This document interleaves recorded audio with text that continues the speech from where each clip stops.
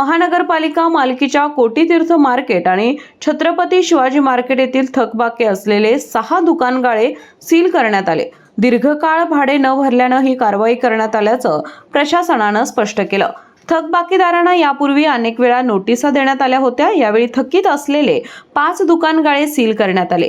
यामध्ये कोटीतीर्थ मार्केटमधील शेतकरी सहकारी संघ थकबाकी रक्कम रुपये 6,74,999, खुशालदास शाळीग्राम मालानी थकबाकी रक्कम 6,74,100 रुपये, हरिश्चंद्र दत्ताराम दुखंडे थकबाकी रक्कम रुपये 2,42,686, शशिप्रिया विजयसिंह देशमुख थकबाकी रक्कम 1,05,372, राघवजी रावजी कट्यार थकबाकी रक्कम 2,14,598 आणि छत्रपती शिवाजी मार्केटमधील वासुदेव आत्माराम देसाई थकबाकी रक्कम 4,84,000 अशा 6 दुकानगाळ्यांचा समावेश आहे।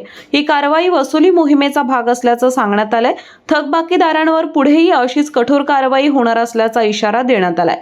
गरज पडल्यास मिळकतींवर बोजा नोंदवण्याची कार्यवाही केली जाणार आहे। भाडेकरूने आपली थकबाकी वेळेत भरावी असे आवाहन महापालिकेच्या वतीनं करण्यात आलं। संपूर्ण कारवाई कोल्हापूर महानगरपालिका प्रशासनाच्या मार्गदर्शनाखाली पार पडली। ही कारवाई अतिरिक्त आयुक्त शिल्पा दरेकर यांच्या मार्गदर्शनाखाली उपआयुक्त किरण धनवाडे, सहाय्यक आयुक्त स्वाती दुधाणे, इस्टेट ऑफिसर विलास साळुंखे, लिपिक अरुण भोसले, जनार्दन भालकर, गिरीश नलवडे जमादार, कल्पना शिरदवाडे, सदानंद फाळके, संजय साळोखे यांनी केली।